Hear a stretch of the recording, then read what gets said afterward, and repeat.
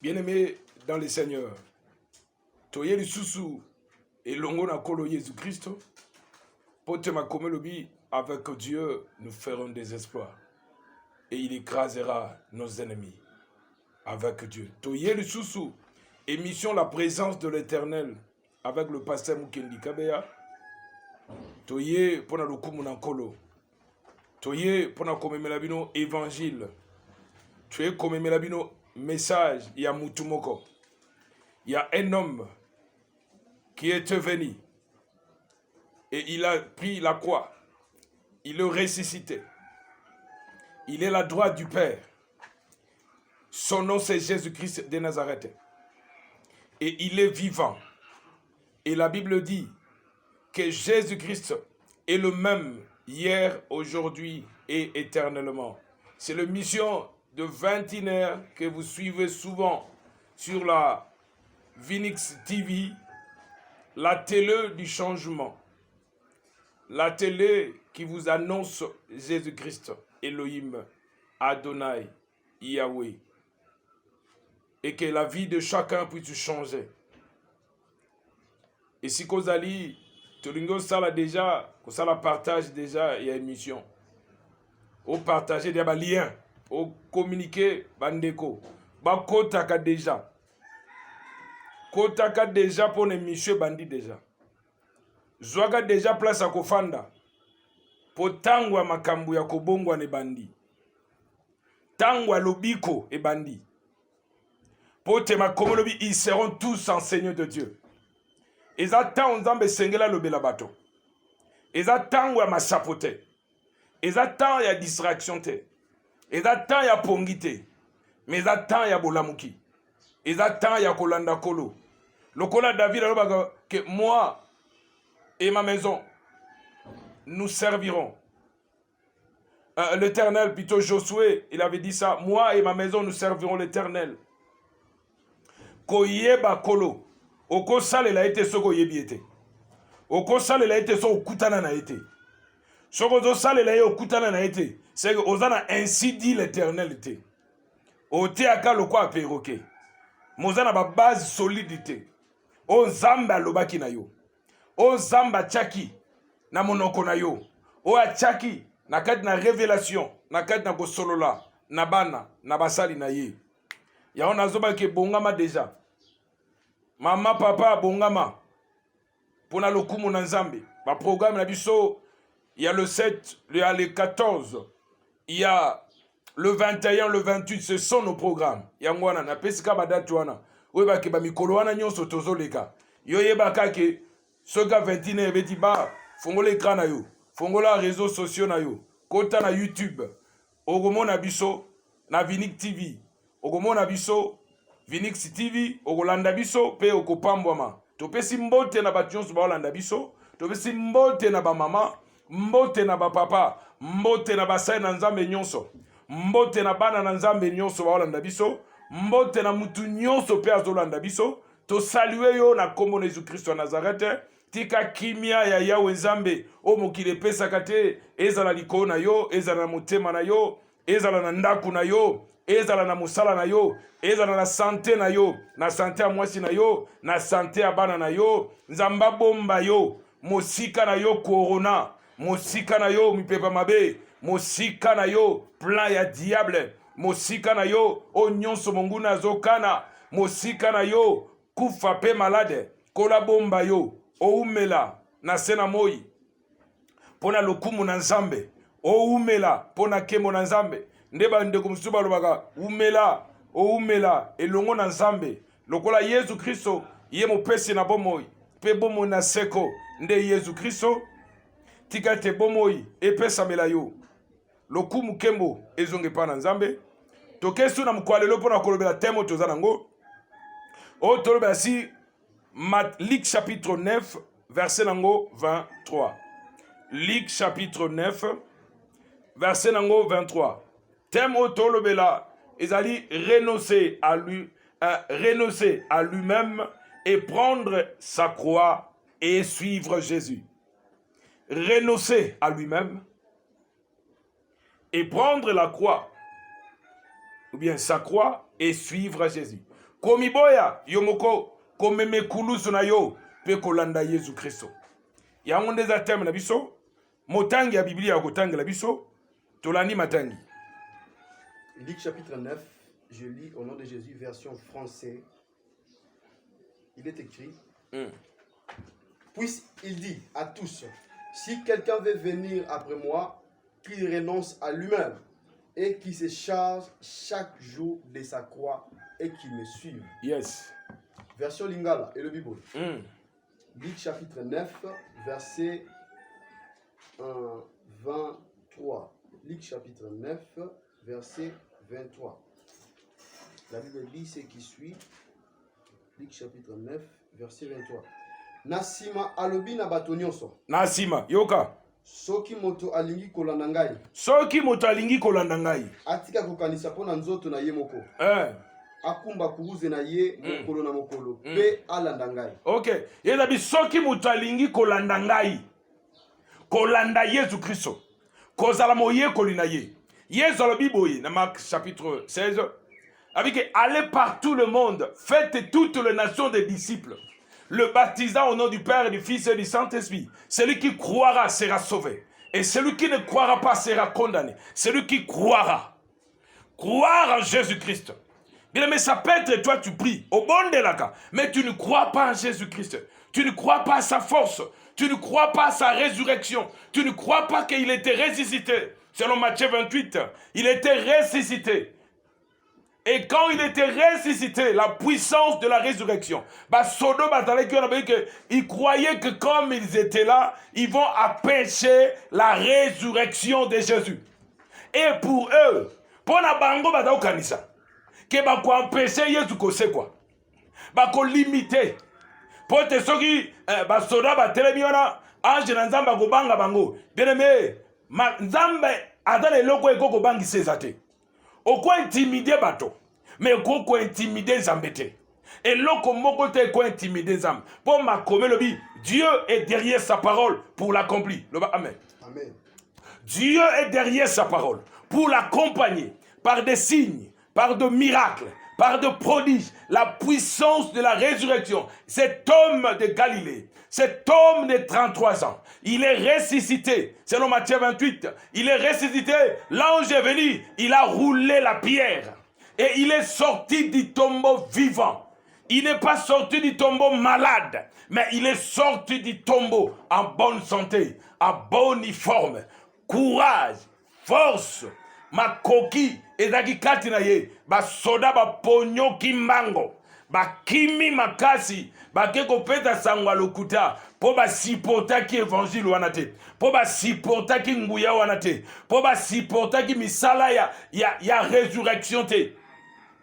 Que batu ba linga to ba linga te. Lise quoi, ezali ya solo. Eza histoire te, mais c'est une réalité. C'est une parole écrite, mais c'est une réalité. Oezoba likambo etali lise quoi. Jésus Christ c'est quoi qui? Yango abiki allez faites toutes les nations des disciples. Abi o alingiola nangai. Kolanda Yesu. Pour landa Yesu Christo, il faut zo ekatelo. Il faut de la conscience. Il faut de la décision. De Baraningala. Ce qui n'a aussi décision à Kolanda te. Il y a Kolanda Yesu te. O Kolanda te. Ndene Kolanda Yesu aussi décision te. O Kolanda Yesu na lo engete. O Kolanda Yesu te po bango balandi te. Olandi po sosoli. Ma komolobi okoyeba solo. Pe solo ekosikola yo. Solo tolo belayo. Cet homme Jésus-Christ de Nazareth. Yende solo. La parole faite chère. La parole, pleine de grâce et de vérité. Ma communauté na Colossiens, toute la plénitude de Dieu habite en lui. Bozambe katina kolo. Et par son nom, tout genou fléchira. Dans le ciel, sur la terre et sous la terre. Et toute langue confessera que Jésus-Christ est Seigneur. Toutes les langues vont confesser. Toutes les langues confessera. Même les gens qui ne croyaient pas. Ils vont croire, ils vont confesser. Bakotato la minogora bamoke. Yesu azana bomoy. Yesu azalinguya. Yesu abonganite. Yesu azalo lenge moko. Koyeba Yesu alobi. O alingi kolanda ngai. O alingi yalokola choix. Si quelqu'un veut venir après moi, c'est une proposition. Et là, c'est que soko sosoli, kolandaye, olandiye. Mais au mouton na sosolité, à cause d'un azo tambola na kati na loenge. Azo lo tambola na ba plaisir de la chair. Azo tambola na ko sepelisa bato. Ko sepelisa mokili. Ko sepelisa masumu. Na kati ya koza ko sosola. Abi si quelqu'un. Soki moto. C'est que décision personnelle. Nazo luka bato baza la décision personnelle. Abi na lingo kolanda Yesu menazo kokate. Oko katendeni, zoe katelo. Nzamba kwa compagnon na kata décision na wana. Tout commence par la décision. Et nyonso kolanda sima. Biso tolanda nkolo, un jour tozwaki décision. Ya kolanda nkolo. Olandi Yesu par influence te. Olandi kolo te par influence. Osambelaka te par influence. Osamo Christo te par complément circonstanciel de temps. Parce que le temps moko yeka yango komi mo Kristo. Yango papa seyeki na vino yango sambeli. Mais tant nzamba sali ko pafuka, to opambolama, o matanzela lo sambo eza sute. Et comme prier ba bengi o na kende kayu, o na kende luka. O foko luka. Mobali nde fa luka. Mwasi nde fa luka. Il faut que ça la kayu. Foko luka. Pozwa ko luka eza mabete. Mais yebana nu penza me na vina yo. Ko luka. Oye biloka mokilio, eza passager. Mais koluka kolo, eza pona le salut ya vina yo. Eza pona lobiko ya vina yo. Eza pona kososola ya vina yo. Soki kolote, Jean 15, verset 5, les amis. Sans moi, vous ne pouvez rien faire. Sans moi. Ngaka seko bake, atanga nazate, ogolonga na yo. Komatanyo se simbami na Yesu Christo te. Suka nango mokoloko bambama. Ekozala mawa. Ezala pasi. Ekozala kolia minu. Pe mawa. Kotombo amo esimbami na kolote. Komatao nzamba zate. Oyo kisinde ezali konango. O makila na batunde mtu ezali konango. O bilima ya mai nde ezali konango.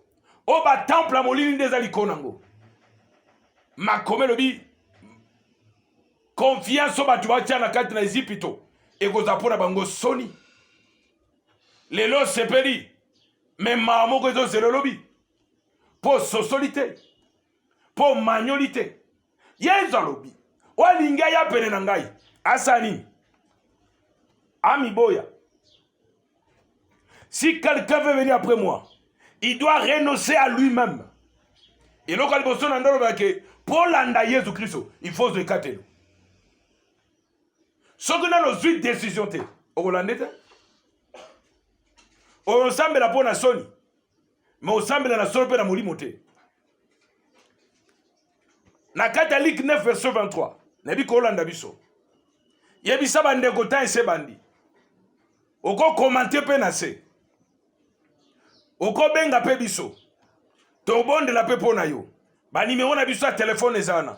Soko bengi biso to bonde la pona yo. Et to ko apporter yo conseil. Et ko za lobiko pona bomo na yo pe lo kumu e ko zonge e pa na Nzambe. Bien aimé pesa biso makanisi. Ko changer na chaîne te nde bande ko musoma ba ko changer chaîne te. Landa biso pona lobiko na yo. Prends le temps ya ko landa biso o ko za déçu te. Ma comme lobi il doit renoncer à lui-même. Koboya yemoko, komiboya yemoko, makobe lobi ete, soki loboko na yo, ezo memona masumu, esengelo katango, et le bite que zo loboko no kena si, ba katango no, soki loboko na yo, ozana kat na vie oyo, e memako na kata makamwa longo, e longo banite, senge kobondela, koyana liloba na Nzambe oza epe, e kokata lolengi ya mabe na loboko wana. Kokata wana bite kozambeli okata, na zongeli. Mais que ça li bondeli ya kokangola mbeli eza parole ko détruire nyonso mabe o epusaka yo o sala mabe na maboko wana tona motona yo tona nzoto na yo. Celui qui veut venir après moi, il doit renoncer à lui-même. Mais ceux qui muta renoncer na ye mokote na ba makama mokili ote a olanda kolondeni, c'est difficile. nazobondela mpo na yo nanolanda Yesu te. Ma comme le dit, si vous confessez de votre bouche le Seigneur Jésus, et si vous croyez dans votre cœur que Dieu l'a ressuscité de mort, tu vas être sauvé. Ko confesse na monoko na yo, ko landa lisima nga ko ba ke kolo Yesu. Na ye pa na yo. Na yoki mawa, po na vi na nga kala. Na yoki mawa, po na masumu na ngai, po na mabe na ngai, po na bakisi na ngai, na renonce na ngolelo, na lingi kolanda yo, na lingi ozala nzambe ya vi na ngai, na lingi ozala seigneur ya vi na ngai, na lingi na mitambwisa te, me na lingi otambwisa ngai, kobanda lelo, na lingi ozala nzambe ya vi na ngai, na kombo na Yesu Kristo. Amen. Kotatola wana, soko tatoli na kati na solo, tika kola pambola yo.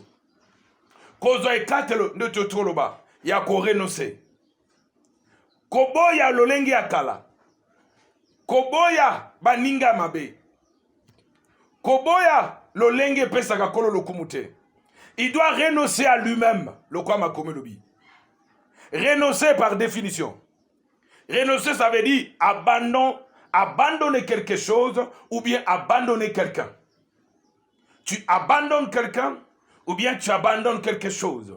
Ou bien tu abandonnes des comportements ou ils sont scandaleux, ou ils sont impurs. Ou bien ou abandonner façon de parler ou ils sont kamabé. Sogio lobi mobule zakaka. Sogo lobi kimie zalakate. Ou bien présence na yo. Sogo ye zakakimiate. Incompréhension zakaka. Kotonga mogo ezalaka. Donc yo za plus remarqué. Ba remarquons plus na makamamabe, mais na makamamalamute. Yango to par définition, renoncer et abandon. Tu peux abandonner makambo esa malamute. Yango kolabi wa lingi koya epa na ngai. Asani aiba ko renoncer na yemoko. Komiboya kola zoloba. Koboya kosala pe kotambola lolengo de kosala o pesa ki nzambe lokumute. Omona kwa Saul tanga zwaki mikanda pa souverain sacrificateur pour que ne konyokola ba Kristo. Pona kosala bango mabe na nzela Damas yona zako kende na mukanda na ye azokende mbala moko bien aimé kake betaki ayoki mongongo lumière frappée tangue frappé à quoi na se abando tuna qui es-tu Seigneur ebeka mutako frappé ye ezaka kolo bien aimé l'aime somona que tu es le plus fort. Tu es plus fort. Moutako kango azate. Moutako freno azate. Moutako limito azate. Mais il y a un homme que Saul avait croisé. Son nom c'est Jésus-Christ de Nazareth. Si tu croises au travers de cette émission, ta vie changera. Tu ne resteras plus le même. Si tu étais voyou, tu vas abandonner cette vie. Il n'y a pas voyou. Si tu étais ivrogne, tu vas abandonner l'ivrognerie. Si tu étais impunique, courir des hippons plutôt, tu vas abandonner cette vie et ta vie changera. Tu ne resteras plus le même. Kembo ensemble comme on a la vie na yo. Et il a crié, Saul, qui es-tu Seigneur? Jésus, c'est moi Jésus-Christ que tu persécutes. Tango do sala na batumabe wana. Tango do nyoko na ba Kristo. Tango do sala batumabe ezala ngai nde do sala mabe. Ya yeba kiteke tango do sala mabe na église na Nzambe. Na bana na Nzambe. Ado sala ngole pa na kolo. Batu musuba eba ngote. Tango zo nyoko na bana na Nzambe. Ozo nyoko le po andimela Yesu. Ozo maltraiter na ndaku na yo. Pona yo ko sambele za pona ba pauvre. Mathias a qui pauvreté. Mathias a ko travailler na douane. Mais quand Jésus-Christ il a passé, c'est Matthieu, Landangai, et il a suivi Jésus. Alandi Jésus-Christ. Abi c'est vrai, nazamuta péage. C'est vrai que nazamuta douane. Nalanda pekolo. Na cause na ba faire na oui, mais nalanda pekolo. Nazo akatampe ko sambelaka. Nazo le sika moko nazo kota pona kubondela.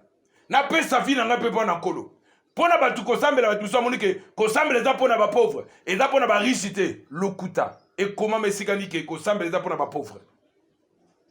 Nulle part dans la Bible. Problème so moni batu ba osambela bi ke muto asambela po ataka ne loko kosala te lokuta. Pese musala o mona ndinga osala. Yango apôtre Paul bina livre à Thessaloniciens que o abo kosala aliate. Moutou azo s'occuper de la futilité, qui ne veut pas travailler, qui mange le pain de la futilité, qui mange le pain de la distraction.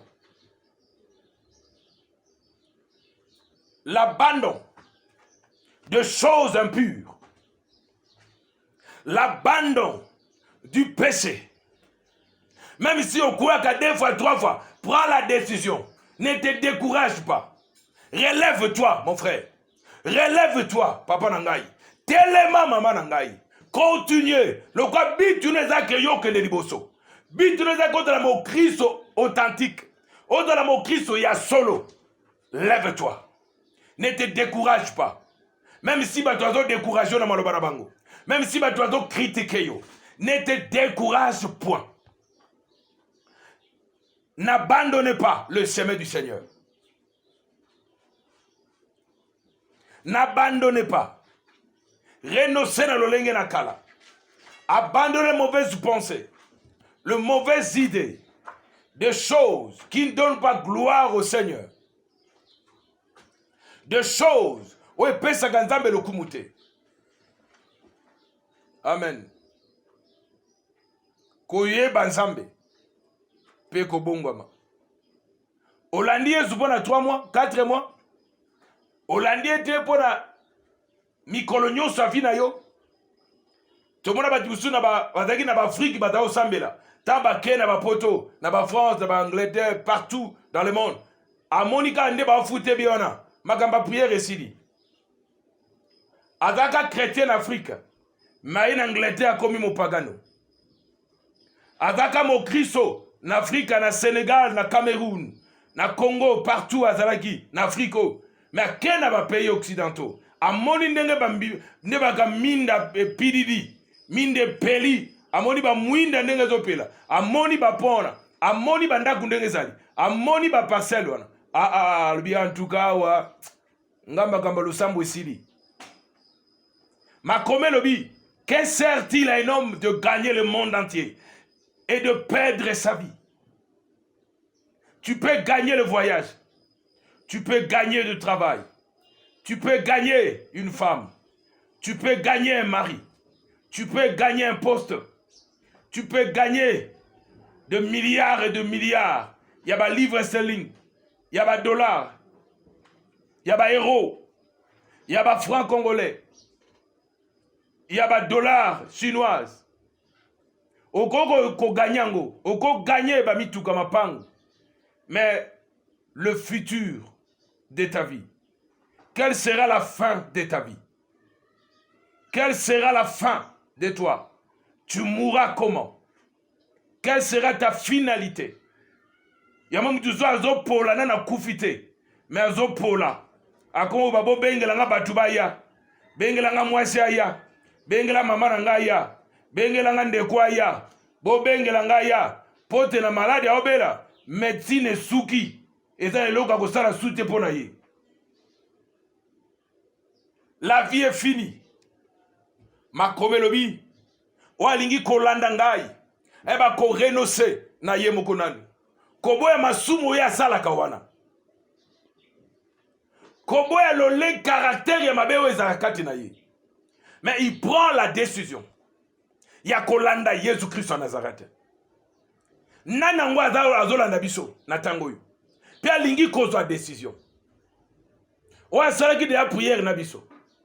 Pia lingi kotambola elongo na kolo. Yango Jésus Christ alobi a renoncé na ye moko pia mema ekulusu na ye. C'est-à-dire que alongola lolendo kati na ye. C'est que pour komema ekulusu, c'est que tu enlèves la honte à toi. Olongoli lolendo kati na yo. Olati humilité. Même si les gens ba injurier yo, ba lobi de n'importe quoi. Bit na yo eza maloba na bangote. Bit na yo eza koluka Yesu Kristo. Ko sala volonté na ye. Ko tambola na ye longo. C'est ça la vraie bit. Ko yeba Yesu Kristo na vi na yo. Ko yeba liloba na Nzambe. Ko tambola na kolo. Ko meme kulusu. le chemin de la croix. Nabitaka mikolonyo to tambola na croix. Tola ta croix na poche na yo, na poche à gauche ou bien à droite. Ou bien là ta croix, le croix chapelet. Non. Ils habitent tola ta ondengona. Mais tu vois que muto tolandi. Ba finga ki pe ba tonga ki. C'est que yo pe ba ko fingo, yo pe ba ko tonga yo. Mais ko landa biloko wana te. Yango makomelo bi nini ekoki kokabola biso na bolingo na Nzambe. Est-ce que zanzala? Est-ce que za kokelela? Est-ce que za po batu bakufi na famille na yo? To mutu mo akufi? To mobali moko aboyo? To na communauté mo balingi yo sute? To po bazo créer le problème. Même si ba créer le problème, Nzamba tikali Nzambe kati na yo. Et l'autre côté ko kabolo na bolingo na kolo.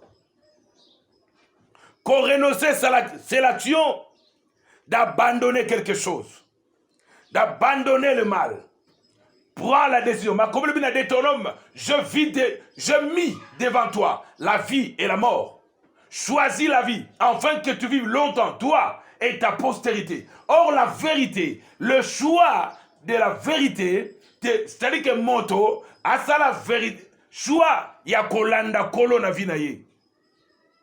Laisse bota na famille ba sambe la raté. Maman bina sambe la raté. Yobo sambe la raté. Bota la famille ba incrédule. Les gens qui ne croient pas à Dieu. Les gens qui ne prient pas. Les gens qui ne se donnent pas na makambo na Nzambe. Que bota so ingala la lali. Ata 2 minutes à sambe la raté. Kola mukela mukulu kwa soso pa bimia kei.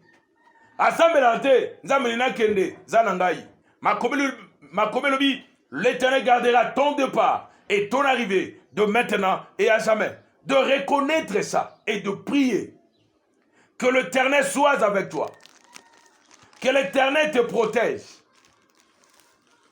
Pour la gloire de son nom. Komitika na maboko na kolo.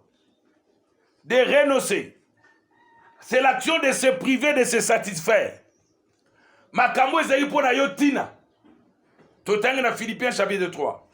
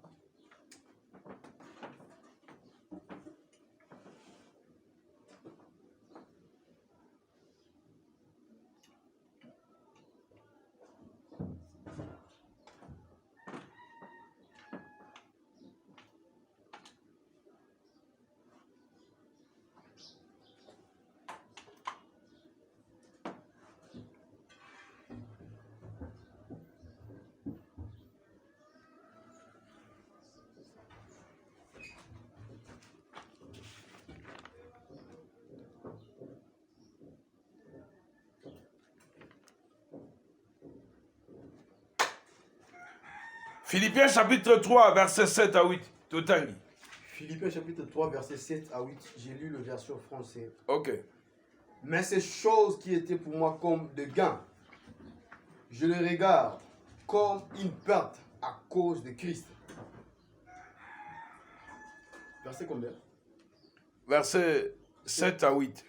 Et même, je regarde toutes choses comme une perte à cause de l'excellence de la connaissance de Jésus-Christ, mon Seigneur. Amen. Pour lesquels j'ai renoncé à tout et je regarde comme de la boue afin de gagner Christ. Yes. Version Lingala. Ok.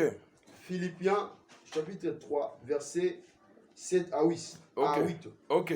Kasi, makambo oyo nazalaki komona tina sikoyo nazomona yango pamba pona Kristo ya solo natalaka yango nyonso pamba po na likambo moko kaka moto eleki.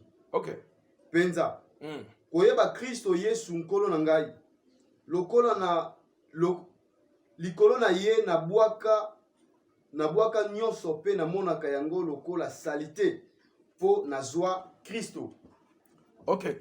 Abi, c'est à cause de la connaissance de Christ que j'ai abandonné.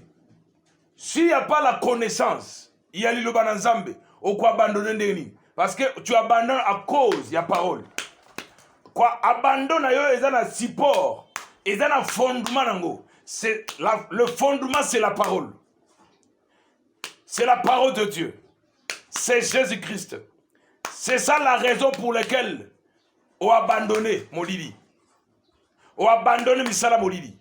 Dans l'acte des apôtres, bato ba pratika ki art, ya magie, ya sorcellerie. Ba yaki na ba livre na bango. Ba yaki na biloko na bango Molili pour que l'apôtre puisse brûler ça. Pourquoi? Parce qu'ils avaient écouté la parole. Et cette parole a pénétré leur cœur, leur âme, leur esprit. Et cette parole a eu la place dans leur vie. Tant que la parole n'azambe est une place katenaote, au quoi abandonner ma kamamolilité. Yalo kwa mwana moko abiki atiki kindoki. Aina biloko ne nyosa osala la sorcellerie. Mais c'est le mensonge. Aina biloko la mais abandonné te. Il se trompe lui-même. Abandonne eza la mensonge. Eza la vérité te katenaye. Il n'a pas abandonné, mais il a trompé les gens. Comme ils na kati église moko, na kati tongana, maman moko pe azaki maman mosali ya Nzambe, mais azaki na bondoki kati na ye. Bakoya qui après avoir prié réseau salama, ba ko kuta maman na bakoyi. Ba maman na bazwe kati la osali. Ba lo ba de miso na batu, totiki molili. Totiki makama molili, to renoncer nango, to ko sala soute. Bien-aimé, le kuta. Bien-aimé, la Bible déclare, le diable ne se tient point dans la vérité. Il est le père de mensonges. Il sait manipuler bien le mensonge. Le mensonge, c'est son domaine. C'est son ministère. Le ministère de mensonge. C'est ça le diable. Il ne se tient point pas dans la vérité. Bato ba yaki na biloko na bomba tumba parce que ba comprenaki que il veut abandonner le lengiakala. Bali kotika magie. Ba kotika ba temple molili. Biloko nyonso ba pesa bango ba yenango. Abitala biloko ba pesa biso ango. Tolingi tolanda Jésus Christ. Tozala ba chrétien pratiquant. Pas de chrétiens par occasion. Pas de chrétiens par complément circonstanciel de temps. Ou bien de manière. Il y a distraction. Ko sosola. Ba ina biloko na bango pe ba tumbi yango. Pendenge ba tumba kiona ba zongela kisulo lenge na bango kalate. Pote makomelo bi ngulu azalaka soko sukolie azonga na potopoto. Mbuaza la kasoga sanzi biloko akoki kozongela ngo lisusu. Donc ezala batu mususu ba renoncer mais la simana yesu basali ba zongeli sufi na bangwana. Omone suna ikala kaka azombeza na ngane ne kala mbenda azomela. Mais tu ne me yoro ba ki otikite. Obego otiki mwasi wana te. Ah! Na okokate. Na sipotete. Tika kola kangola yo, selon Matthieu 6,13. Ma communauté délivre-nous du malin. Que Dieu te délivre. Le quoi livre à Romé lui. Oh nazolingo salate, yankane na osala. Et qui me délivrera de ce corps. C'est Jésus-Christ seul peut te délivrer. Et si tu crois en lui. Et tu veux donner ta vie en lui. Partout aux Olanda Bisso. On a connecté la terre, on a Phoenix TV. Olingi vino échanger les lots. Au travers de cette émission, appelle-nous. Comme la biso. Pesa requête na yo. Toko bonde la po na yo. Toko prier pour la vie na yo. Et oko sosola, monene ensemble. Comme la biso, n'hésitez pas. Tinda requête na yo. Kabola vidéo yo. Le kumu eko zonge pa na Nzambe. Le quoi m'a commandé faites toutes choses pour la gloire de Dieu. Fais-le pour la gloire de Dieu. Fais-le pour l'honneur de l'Éternel. Abi n'a abandonné Nyonso à cause de l'excellence de la connaissance de Jésus-Christ. Parce qu'il y a yoki parole. Peut avoir décision. Est-ce que yo peut cause la décision? Au cause de la décision, bien aimé. Il y a copé sabo mono na kolo. Il y a kolo quoi Josué, moi et ma maison, nous servirons l'Éternel. Pour nous que moi et ma maison, nous ne servirons pas le diable. Nous ne servirons pas le monde du mal. Nous ne servirons plus le fétiche. C'est fini. Et nous voulons servir l'Éternel. Nous voulons servir Jésus-Christ. Habit des choses qui étaient pour moi un gain. Je le vis comme de la boue. Makambo ezali pour nanga tina. O na nzela nango nazali kozwa mbongo. Mais ezalaki nzela mabe. Nazwi ekatelo. Des choses qui étaient pour moi un gain. Bien aimé, makambo nini pe yo osalaka ezala mpo na un gain. Ezala mpo na avantager. Na nzela nango nozwaka mbongo. Mais cette fois-ci, olingi ko abandonner yango. Olingi vino ezala propre devant Dieu. Na obondela mpo na yo na nozwa décision ya korenoncer na mabete. Ça peut être bateya yo mais yoka te. Ça peut être lota. Ça peut être olanda pe na ba réseaux sociaux baoteya. Mais lelo po yoki biso. Makomi lobi na mukana hébreu soki oyoki mongongo ya Nzambe kokanga motema te. Nandir si c'est pas votre cœur, kokanga motema te. Mais zwa ikateli. Zwa décision. Bokoma bana na Nzambe. Et le jour où Jésus-Christ viendra, yo monaye. Boza na lola, otali bomoni pe mwasi na yo. Otali bomoni pe mbali na yo. Otali bomoni pe bana na yo. Ebi enfin, tokoti na bokonza likolo. Enfin, kombo na biso komami na buku na bomoyi. Ya omona na Luc chapitre 10. Tamba yekolo bazongi pona côté ya sango malamu. Babi si Seigneur, les démons même nous sont soumis en ton nom. Et Yezalobi, dans Matthieu, Luc chapitre 10, 17 à 18, a dit, je vis le diable tomber comme un éclair.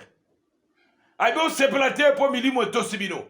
Mais bon, c'est platé pour combo nabino et komami na buku na bomoi. Alléluia. Wana, ça j'aime.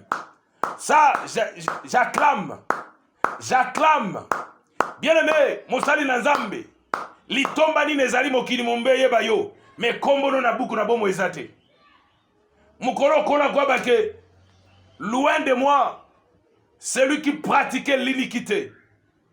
Bien aimé mokili ko yeba yo. Mais soki nzambe biote za pasi. To shite pona kosuki sa. Mokili ko yeba yo. Mais soki nzambe biote za pasi. Na obondela que Dieu t'aide ce soir. Père, na obonde apona mutu solanda biso na tango. On a besoin de décision kolanda kolote. Na obondela zo décision lelo. Ma communauté c'est l'esprit est convaincable du jugement et du péché. Je prie que le Saint-Esprit puisse te convaincre. Na mabe o salaka. Po mutu sa ta salaka mabe ngo, ata la conscience te que makambo c'est mabe. Amona ke mabe za ngo normal. Que Dieu puisse t'aider. Kola simba motema na yo. Pona lokumu nzambe. Pona kembo na ye. C'est ça ce qui est très important. Tolobili kamba ko renoncer. Et si kozali tika kola sunga yo. Au travers de cette émission. Yo ose tambole asika. Ozwa lolenge asika. Ozala un chrétien pratiquant. Ozala chrétien en théorité. Mais qui pratique la parole. Oza chrétien qui a porté pour aucune église. Mais tina ndaku no oza mo Christo. Na mwasi na bana na yo, bamona ke yo oza mo Christo. Bamona ke yo oza mwana na Nzambe. Yango ndeza na tina. Ko renoncer.